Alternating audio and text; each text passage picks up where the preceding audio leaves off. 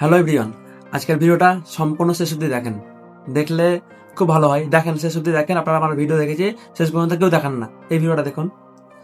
আমি 2012 সাল থেকে বাইক চালাচ্ছি। 2012 সালে বাইক কীভাবে চালাই, বাবার বাইক নিতাম। যারা আমাকে চিনেন বা জানেন তারা জানেন যে আমার বাড়ি থেকে গড়ানি আছে একটা। গড়ানিতে বাবার বাইকে চেপে পড়তাম, গড়তে হতে চলে যেতাম। আসার সময় ঠেলতে হতো। একদিন 4 বার যাওয়া আসা করেছি আপ ডাউন, যে বাইক কিন্তু আর ঠেলতে পারছি না, শরীরে শক্তি নেই। একজন পেচ্ছাপ করতে নামলো, ক্লাস ধরলো, স্টার্ট দিল, মারলো টান। আমিও ক্লাস ধরে স্টার্ট দিলাম, কিন্তু গাড়ি করে না। গাড়ি নিউট্রাল আছে, করবো কোথা থেকে? দিয়ে স্ট্যান্ড নামাতে যেটা গিয়ারে ফেলেছি, গাড়ি করতে লেগেছে। এইভাবেই মানে নিজের বাইকে এদিক ওদিক করে চালা শিখে নিয়েছি।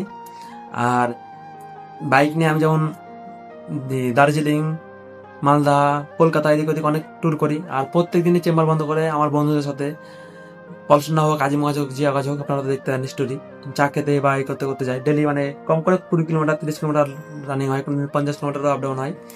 তো আমি যেহেতু গ্রামীণ ডাক্তার, বাইক রাইড করতে গেলে আপনার হবে না, ওই চেম্বার চলবে না। এই চেম্বারটা 2020 সালে স্টার্ট করি, 20, 21, 22, এই 3 বছর আমার টাইম লাগে। দিয়ে 2023 থেকে চেম্বার রানিং হয়েছে।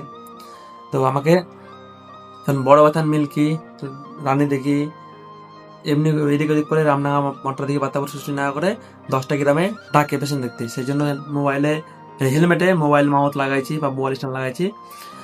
এই ভিডিওটাতে যদি 10,000 ভিউজ আসে আর 100 কমেন্ট আসে, তাহলে আমি পর 10 দিন 10টা গ্রামের ভিডিও, ফুল ভিডিও আমি দেবো। ফেসবুকে যেমন ফলোয়ার্স আছে 5,400 প্লাস, ইউটিউবে আছে 300 প্লাস, ইনস্টাগ্রামে 200 প্লাস, 269 আপ ডাউন হচ্ছে।